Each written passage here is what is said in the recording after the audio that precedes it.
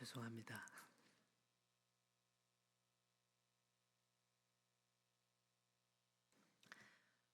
여러분 반갑습니다. 저는 2005년부터 2008년도까지 우리 부평 동북교회에서 부교육자로 섬겼습니다. 그리고 나서 같은 해 2008년도 11월 달에 프랑스 몽펠리에라는 도시에 몽펠리에 예사랑교회로 부임을 해서 이제 17년을 맞았습니다. 그러니까 제가 동북교회를 떠난 지 17년이 넘은 거죠. 그렇게 긴 시간이 지났음에도 불구하고 잠깐 있다 간 부교육자 중에 한 명인데 이렇게 잊지 않으시고 항상 기도해 주시고 또 후원해 주시고 또 이렇게 오랜만에 뵀는데도 바로 지난주에 뵀던 것처럼 반갑게 맞아주시고 또 강단에서 말씀으로 함께 교제할 수 있도록 이렇게 허락해 주셔서 너무 감사합니다. 감사하게도 제가 섬기고 있는 그 예사랑 교회는 교회 이름처럼 예수님의 사랑이 풍성해지고 서로 사랑하고 서로 안아주고 서로 격려해주는 그 분위기가 너무 좋은데 그 주변에 있는 한인들까지도 그 은혜를 함께 나누면서 교회가 선한 영향력을 잘 끼치고 있습니다. 제가 이 자리에서 감히 말씀드리지만 여러분의 사랑과 기도 때문에 저는 지금까지 프랑스에서 사역할 수 있었습니다. 우선은 하나님께 감사드리고 그리고 두 번째는 여러분 모두에게 이 자리를 빌어서 감사의 마음을 전하고 싶습니다. 지난 7월이었죠. 프랑스 파리에서 올림픽이 있었습니다.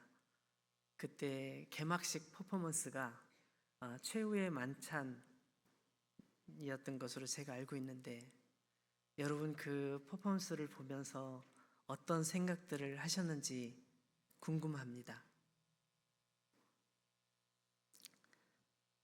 많이들 놀라셨을 거라고 생각이 듭니다.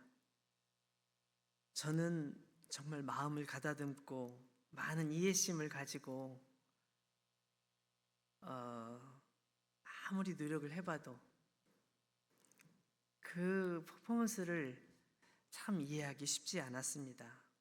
제가 이해하기로는 하나님을 모독하거나 성경의 의미를 왜곡하는 것에 일체의 죄의식이 없다는 것, 이거는 하나님을 인정하지 않는 것이고 또 예수님께서 최후의 만찬에서 하셨던 말씀이나 제자들에게 보여주셨던 그런 모습들이 진정으로 어떤 의미가 있었는지 전혀 모르고 또 전혀 관심이 없고 신경 쓰지 않는 그런 퍼포먼스였다고 저는 생각해 봅니다.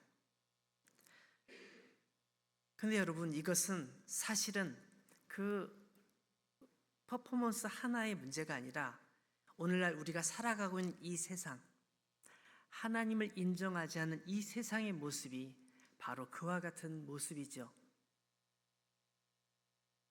지금 우리는 하나님을 인정하지 않는 이런 세상 속에서 하나님을 인정하고 예수님을 조롱하는 세상 속에서 예수님을 나의 자랑, 나의 주님이라고 고백하고 있습니다. 이렇게 하나님을 인정하지 않는 세상 속에서 하나님을 섬기시는 여러분 모두를 축복합니다. 성경 말씀대로라면 이런 영적 전쟁이 점점 더 강해지면 강해졌지 약해지지는 않을 것 같습니다. 앞으로 점점 더 강하고 더 심한 모습으로 여러분들을 공격해 올 거라고 성경이 말씀해 주고 있습니다. 우리 모두는 단단히 각오해야 되겠습니다. 하나님께서 어느 날 초야에 묻혀서 조용히 양을 치면서 유유자적하게 지내고 있던 모세를 부르셨습니다. 모세도 과거엔 한때 잘 나갈 때가 있었습니다. 대제국 이집트의 왕자로서 왕자의 의복을 입고 다른 왕자들처럼 말을 타고 밖에 나가면 사람들이 다 좋아해주고 존경해주고 나를 어디든지 마음껏 여행하면서 권력이 그에게 손아귀에 있는 그런 시간을 보냈었습니다. 과거 이집트에 살 때 남부러울 것이 없던 삶을 살던 그가 어느 날 살인사건에 휩쓸리면서 사람을 죽인 그 이후로 이집트를 도망치면서 그의 인생은 완전히 달라지게 되었죠. 도망자 신세가 돼서 멀리 이집트를 떠나서 아무도 찾아오진 않을 것 같은 그런 곳에 가서 양떼를 치면서 그의 남은 생활들을 보내면서 그는 과거의 자기 자신에 대해서 어떤 생각을 했을까요? 아, 나도 옛날에는 잘 나갈 때가 있었어. 사람들이 나를 우러러볼 때가 있었지. 모두 나를 존경했었지. 그런 생각을 했을까요?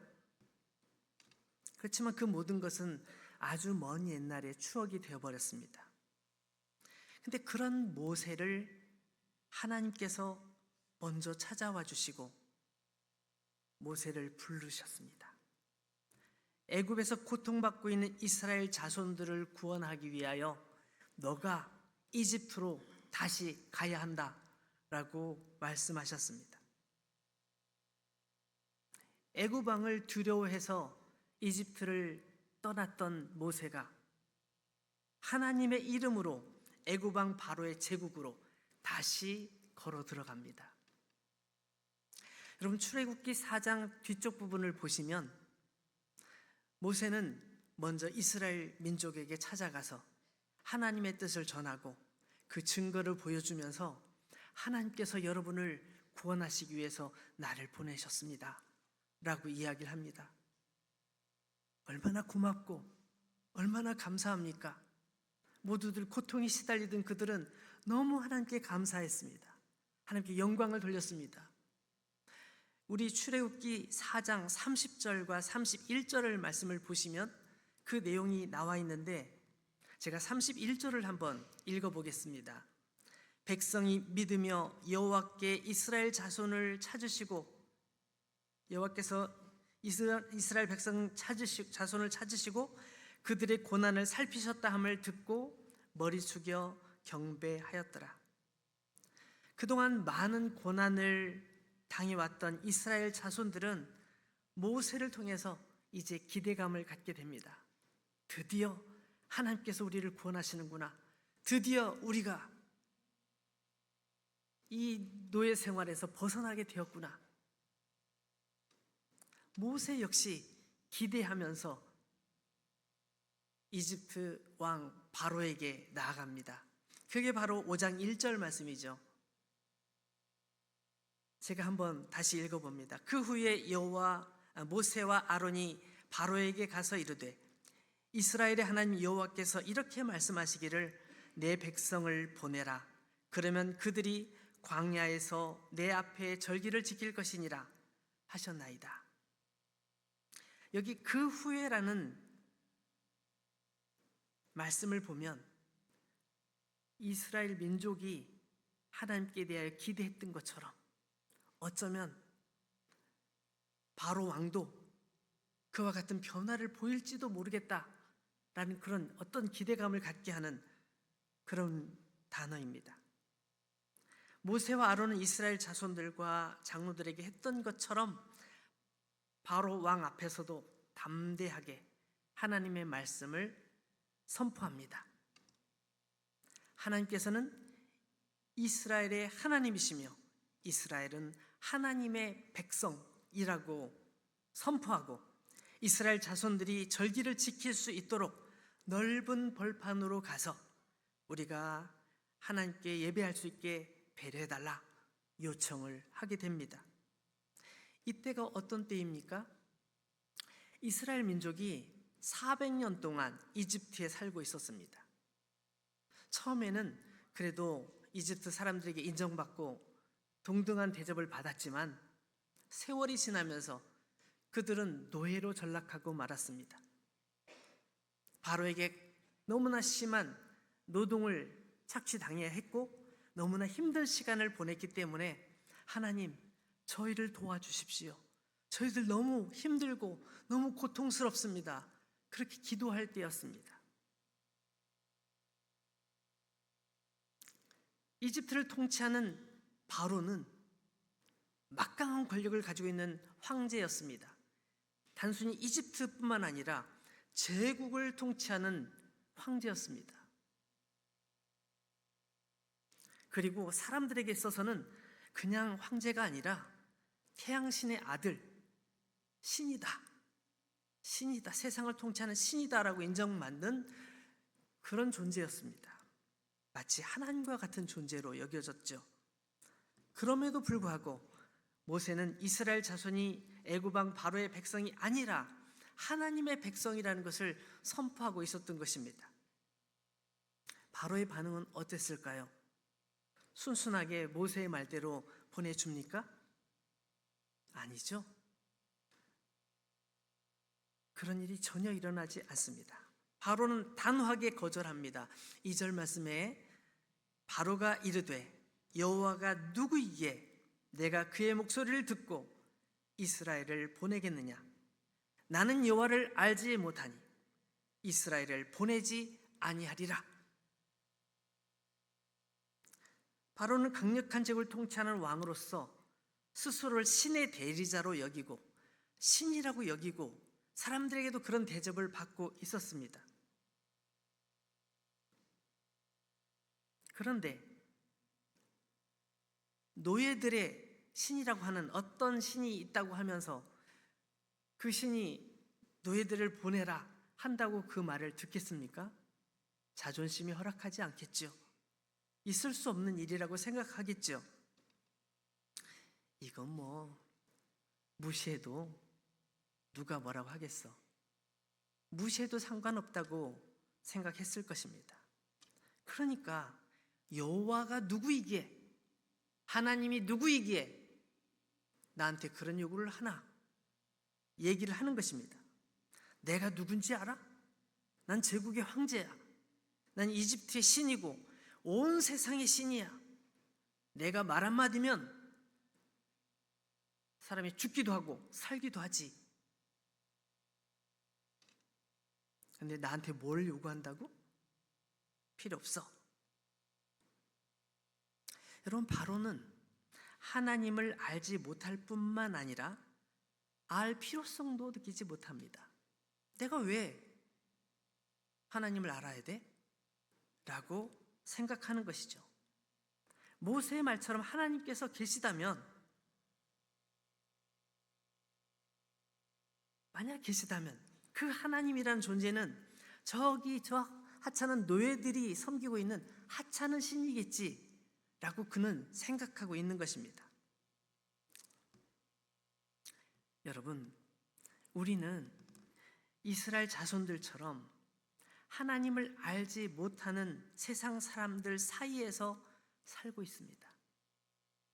대부분의 사람들은 하나님에 대해서 관심이 없습니다. 하나님이 누군데? 하나님이 만약에 계시다면 나에게 보여줘. 그럼 나도 한번 믿어볼까 생각해 볼게.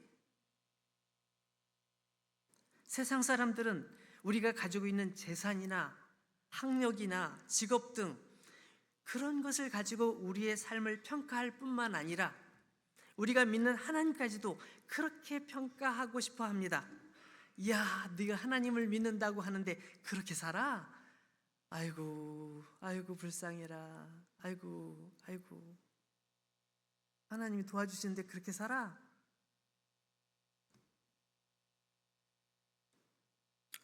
이것이 세상의 영성입니다. 세상의 영성입니다.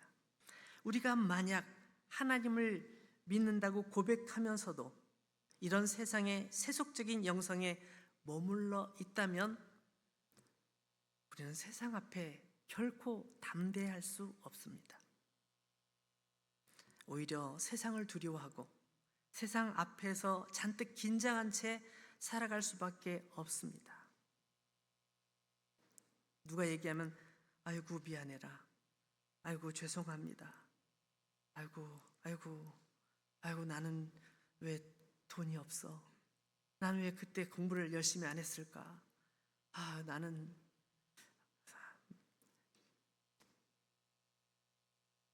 여러분, 근데 모세는 어떻습니까? 그 바로가 그렇게 말함에도 불구하고 모세는 흔들리지 않습니다. 결코 흔들리지 않습니다. 모세가 바로 앞에서 담대할 수 있었던 이유는 뭘까요? 모세는 하나님을 만난 간증이 있는 사람이었습니다. 모세를 찾아오신 하나님, 모세를 만나주시고 능력을 입히시고 언제나 함께하여 주시는 하나님, 모세를 바로 왕에게 보내신 하나님께서 어떤 분이신지를 너무나 잘 알고 있는 모세는 두려워하지 않습니다. 모세는 잘 알고 있습니다. 바로가 이집트를, 아니 이 세상을 통치하는 왕이 아니라는 것을 알고 있습니다. 진정으로 이 세상을 통치하는 분은 하나님이시고 하나님께서 권한을 주셨기 때문에 바로도 이집트를 통치하고 세상을 통치하고 하는 것을 모세는 알고 있었던 것이죠. 하나님께서 세상을 창조하시고 영원히 다스리시는 모든 왕의 뛰어난 왕이심을 믿고 있는 것이 모세의 믿음이었습니다. 여러분, 우리가 세상이 주는 두려움을 이기는 힘은 하나님을 온전히 믿고 경외하는 마음에서 나옵니다. 눈을 들어서 하나님을 바라보십시오. 세상을 바라보지 마시고 세상 위에 계신 하나님을 바라보십시오. 세상을 통치하시고 우리의 영혼을 자유케 하시는 하나님, 그분에게 집중하십시오. 여러분, 출애굽기 5장 3절 말씀을 보시면 모세는 다시 담대하게 바로에게 요청을 합니다. 그들이 이르되 히브리인의 하나님이 우리에게 나타나셨은즉 우리가 광야로 사흘 길쯤 가서 우리 하나님 여호와께 제사를 드리려 하오니 가도록 허락하소서. 여호와께서 전염병이나 칼로 우리를 치실까 두려워하나이다. 모세와 아론은 하나님을 무시하는 바로 앞에서 겸손하게 예의를 갖춰서 말을 합니다. 만약에 하나님의 말씀을 따르지 않으면 큰 코로나 같은 큰 전염병이나 전쟁을 통해서 큰 사고가 날 수 있습니다. 우리를 보내주십시오. 말은 겸손하게 부드럽게 얘기하지만 거긴 무서운 하나님의 심판이 예고되어 있다는 것을 알 수 있습니다. 그러나 바로는 이번에도 듣지 않습니다. 4절 5절 말씀을 보시면 하나님의 말씀을 무시했을 뿐만 아니라 너희들은 하나님의 백성이 아니라 나의 노예일 뿐이다, 이렇게 강조하고 있는 것을 볼 수 있습니다. 바로는 이스라엘 자손을 노예라고 생각하고 있습니다. 노예의 본분은 바로를 위해서 죽도록 충성하는 것입니다. 죽을 때까지 일하는 것입니다. 바로에게 이스라엘 자손들은 그저 애굽인을 위한 일하는 기계에 지나지 않은 사람들입니다. 그러나 여러분, 주의할 것이 있습니다. 여기서 모세와 아론이 이스라엘 민족을 대표해서 바로를 만나러 간 게 아니었습니다. 하나님을 대신해서 하나님의 말씀을 전하기 위해서 바로에게 간 것이었죠. 하나님의 대리자로서 간 것입니다. 그러나 바로는 결코 인정하지 않습니다.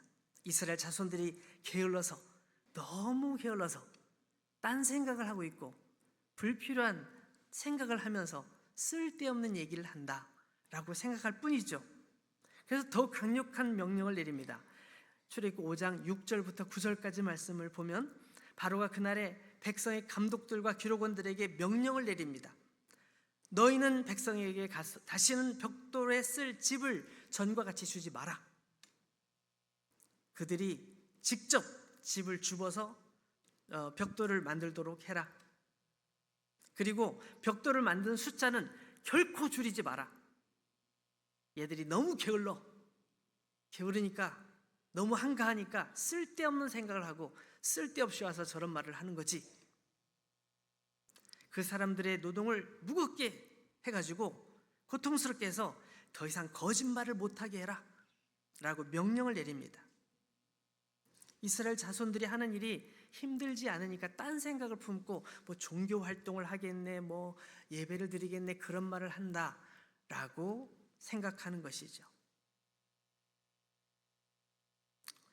여러분, 우리가 주일에 와서 이렇게 예배를 드리는 거, 시간이 남아서 할 일이 없어서 그래서 예배를 드리나요? 예배는 시간이 남을 때 가서 드리는 게 예배가 아닙니다. 한가하고 여유 있을 때 하는 것이 아닙니다. 예배는 우리가 누군지, 우리가 어디서 왔는지, 우리를 지으신 창조 하나님은 어떤 분이신지를 기억하고 그분께 경배를 드리는 것입니다. 우리를 죄에서 구원하신 예수 그리스도의 그 사랑에 감사하고 그 사랑에 감사한 마음을 잊지 않기 위해서 드리는 것이 예배입니다. 우리를 죄에서 구원하신 예수 그리스도의 사랑에 감사하고 그분이 열어주신 하나님의 나라를 경험하는 시간인 것이죠. 우리 가운데 임재하신 성령님을 느끼고 내 속에서 나와 함께 하시는 그 주님의 음성을 들으며 내가 어떻게 살아갈 것인지, 내가 무엇을 위해 살 것인지 그것을 결정하고 결단하는 시간이 예배 시간입니다. 거룩하신 하나님의 자녀로서 온전히 살기로 결심하는 시간. 그래서 예배는 우리에게 너무나 소중하고 그 무엇과도 타협할 수 없는 시간이 예배 시간인 것이죠. 그래서 한 주간을 시작하기 전에 먼저 하나님께 나와 예배를 드리고 그 받은 힘으로, 그 은혜로 한 주간을 힘차게 살아가는 것입니다. 그러나 바로는 모세를 통해서 전해지는 하나님의 명령, 그 모든 것을 무시해버립니다. 하나님이 어디 있는데? 하나님이 누군데? 나 몰라. 내가 왜 알아야 돼?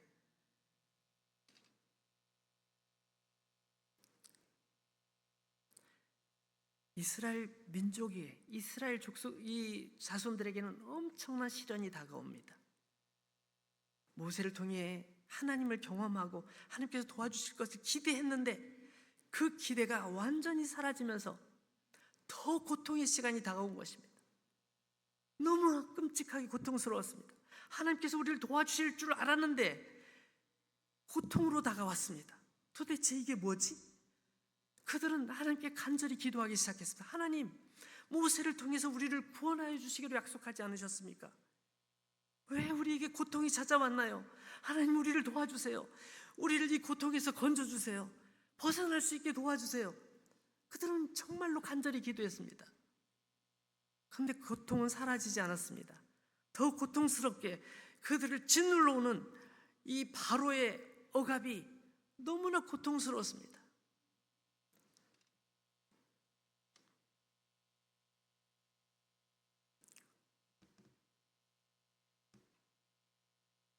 바로는 더 강하게 누를 뿐만 아니라 이제 폭력까지 쓰기 시작합니다. 폭력으로 괴롭히기 시작합니다.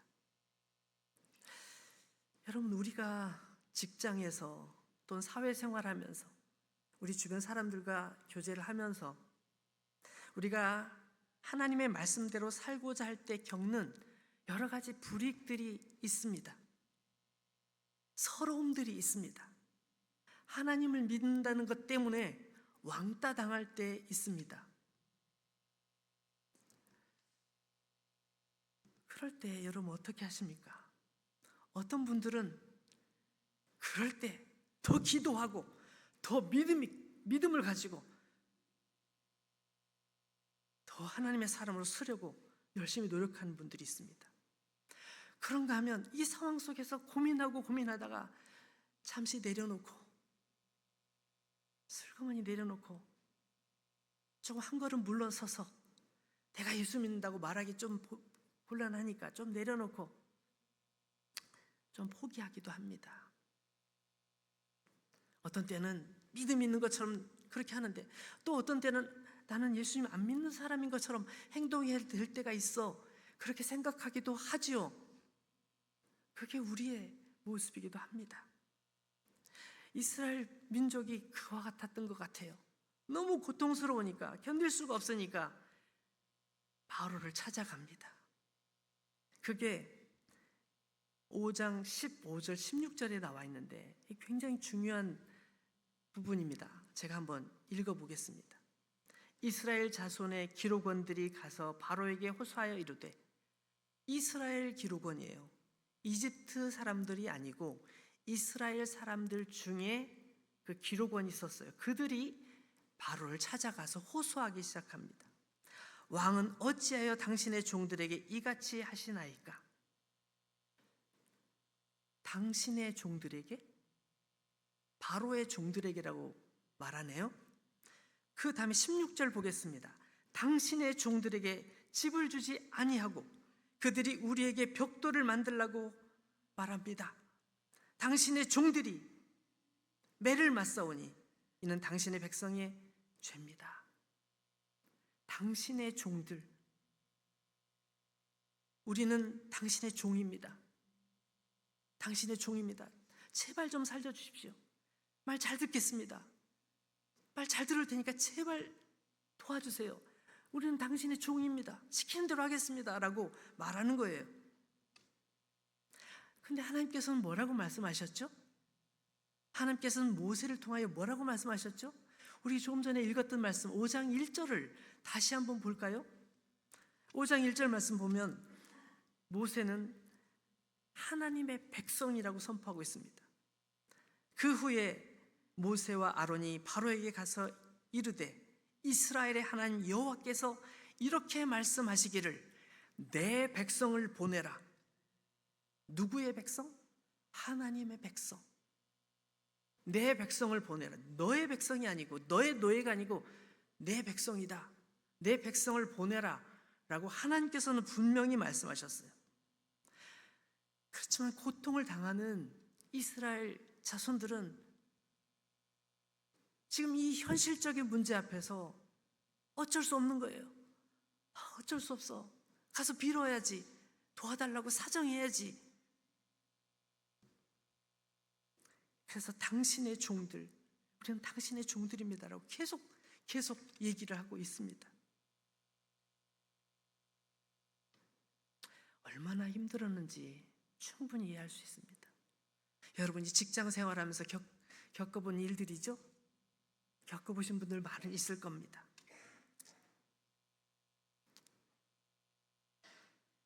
권력을 가진 바로에게 도움을 요청하면서 어떻게든지 바로의 마음을 누그러뜨리고 싶어서 애를 씁니다.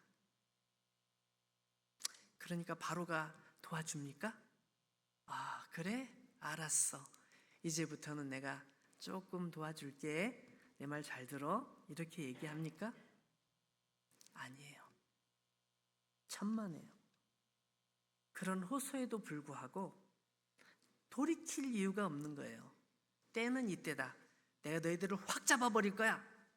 오히려 더 강력하게 그들을 힘들게 만들어 놓습니다. 왜냐하면 그들은 노예에 불과하기 때문이죠. 여러분, 여기서 우리의 기도 생활을 좀 살펴봤으면 좋겠습니다. 우리가 힘들 때 하나님께 간절히 기도하잖아요. 하나님께 간절히 기도해요. 너무 힘드니까, 너무 고통스러우니까 하나님 도와주시길 기도하잖아요. 우리가 기도할 때 하나님, 나를 거룩한 하나님의 백성으로 삼아 주옵소서. 내가 거룩하지 못하니 거룩한 하나님의 사람이 되어 더 하나님께 가까이 가기를 원합니다. 이렇게 기도도 하지만 우리가 힘들 때, 고통스러울 때는 그런 기도 못해요. 하나님, 살려주세요. 날 여기서 건져주세요. 나를 회복시켜주세요. 그게 먼저 나오죠.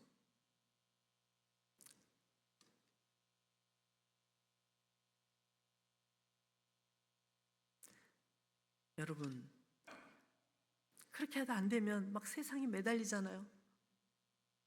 이스라엘 민족이 그랬던 것 같아요. 이 바로가 이스라엘 자손들을 두려워하지 않았던 것처럼 세상은 세속적인 욕망을 이루기 위해서 기도하는 종교인을 두려워하지 않습니다. 죄송하지만 하나님께서는 그런 사람들에게 기회를 주시고 은혜를 주시고 계신데 그것을 깨닫지 못하는 사람들은 세상에서 여전히 힘든 시간들을 보내고 있습니다. 여러분, 우리가 그리스도인이라는 것을 세상 사람들은 잘 알고 있습니다. 우리가 진정한 그리스도인인지 진정한 그리스도인이 아닌지 다 압니다. 다 압니다. 그리고 또 한편 우리는 세상적인 욕망을 이루기를 원하는 마음이 우리 속에도 여전히 있음을 우리가 알고 있습니다. 그러나 하나님께서 그런 우리 연약한 사람들의 기도를 거절하실까요? 영원히 거절하실까요? 모른 척 하실까요? 우리는 세상 사람들을 다시 의지하고 기다리지만 그들에게 버림을 받았을 때, 그들에게 배신을 받았을 때, 내가 그렇게 믿었던 사람들 믿을 게 못 되는구나. 사람들 믿을 게 못 되는구나. 그렇게 알게 됩니다. 내가 확실하게, 완벽하게 세웠던 계획이라고 생각했는데 그것이 다 수포로 돌아갔을 때 내가 가지고 있던 경험도 아무것도 아니고 내 능력도 아무것도 아니구나 생각하게 됩니다. 여러분, 이스라엘 민족이 그와 같이 끔찍하게 어려운 상황 속에서 절망합니다. 여러분, 다시 말씀드립니다. 우리는 하나님을 인정하지 않는 세상 속에서 살아가고 있습니다. 이 세상 속에서 하나님을 인정하며 하나님을 고백하며 살아가고 있습니다. 그런 상황 속에서 환난이 많고 어려움들이 많습니다. 그래서 우리가 때로는 많이 갈등하고 하나님 도와주세요 기도합니다.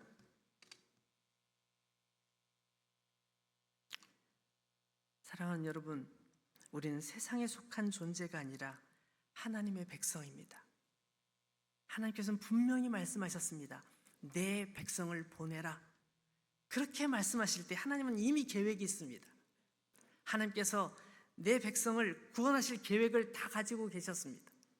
모세는 이미 그 계획을 다 알고 있습니다. 여러분, 우리 출애굽기를 읽으면 우리가 함께 나눈 이 말씀 뒤쪽으로 넘어가면 어떤 일들이 벌어집니까? 10가지 재앙이 이집트를 뒤덮습니다. 아무도 그것을 막을 수가 없습니다. 그 누구도 그 재앙을 막을 수가 없습니다. 하나님께서 일하실 때 아무도 막을 수가 없습니다. 하나님은 이미 계획이 있으셨습니다. 그러나 잠깐 보여진 이 고통 속에서 이스라엘 민족은 너무너무 고통스럽게 그 시간들을 보내고 있었습니다. 하나님께서 이스라엘 민족을 버리셨습니까? 아닙니다. 그들을 지켜보고 계시고 그들의 때를 하나님께서 준비하고 계셨던 것입니다. 여러분, 우리가 세상 속에서 방황하고 있을 때, 너무나 힘든 시간들을 보내고 있을 때 하나님께서 우리를 버리셨습니까? 아닙니다. 우리가 하나님을 제대로 모르고 방황할 때 하나님께서는 우리를 위하여 예수 그리스도를 보내주셨습니다. 그분이 우리의 주가 되셨습니다. 우리를 영원까지 이끌어 주시겠다고, 하나님의 나라로 우리를 이끄시겠다고 그분이 약속해 주셨습니다.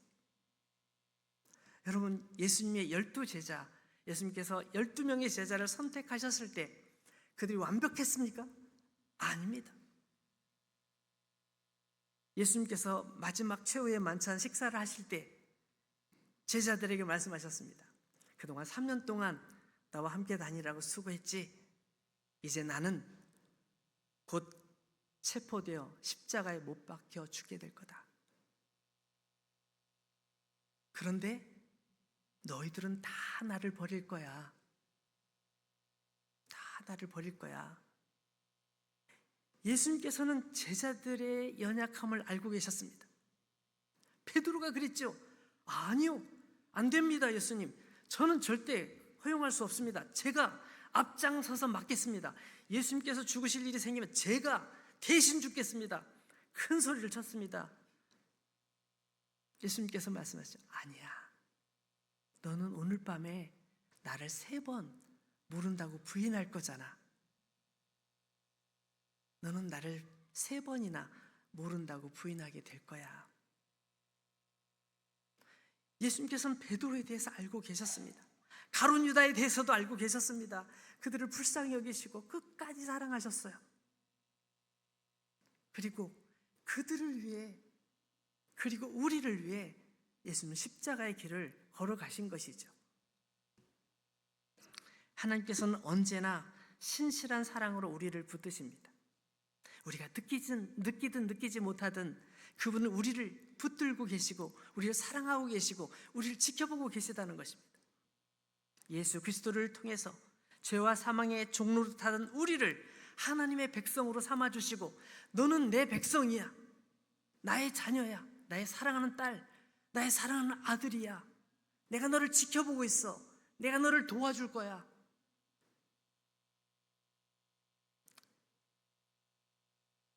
우리가 착하기 때문에, 우리가 완벽하기 때문에 부르신 것이 아닙니다. 부족하지만 실수투성이고 자주 넘어지고 사람들 앞에서 어쩔 줄 몰라 할 때도 많지만 그런 우리를 아시고, 우리가 그런 줄 아시고 우리를 부르시고 우리를 하나님의 자녀로 삼아주셨고 예수님 그런 우리를 위해 십자가에 죽어주신 것입니다. 너는 내 백성이다. 너는 나의 자녀다. 난 너를 사랑한다. 요한복음 읽어보십시오. 나는 너희를 위하여 내 목숨을 버린다 말씀하시잖아요. 여러분, 로마서 8장에 보니까 이런 말씀이 있습니다. 로마서 8장 1절, 2절 말씀을 제가 읽어봅니다. 그러므로 이제 그리스도 예수 안에 있는 자에게는 결코 정죄함이 없나니 이는 그리스도 예수 안에 있는 생명의 성령의 법이 죄와 사망의 법에서 너를 해방하였습니다. 그렇습니다. 우리는 그런 존재인 것입니다. 우리의 눈높이가 아닌 하나님의 눈높이로 우리를 바라보고 계시고 우리를 붙들고 계시고 우리를 지금도 사랑하고 계신 것입니다. 여러분, 요한복음 16장에 있는 말씀을 한 구절만 더 보겠습니다. 요한복음 16장 33절 말씀을 보면 이렇게 나와 있습니다. 이것을 너에게 이루는 것은 너희로 내 안에서 평안을 누리게 하려 함이라. 예수님께서 주시는 평안은 어떤 평안일까요?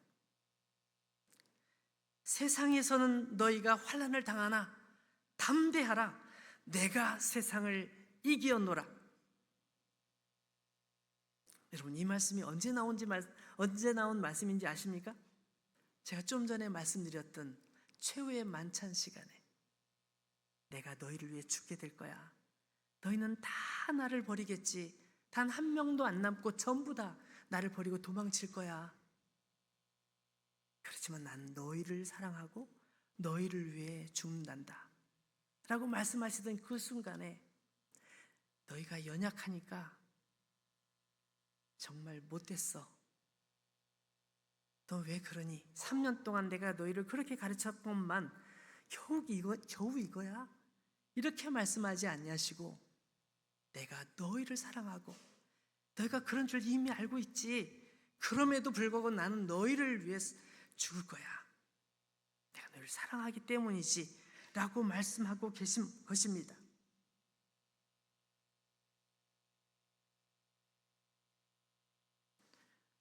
사랑하는 여러분, 우리는 여전히 하나님을 인정하지 않는 세상 속으로 다시 돌아가야 합니다.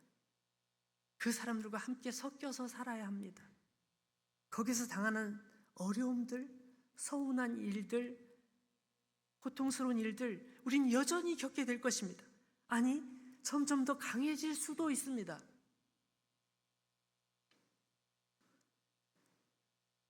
그러나 여러분, 우리는 그런 세상 속에 살아가고 있지만 세상에서 주는 두려움의 노예가 되어서는 안 됩니다. 우리는 노예가 아닙니다.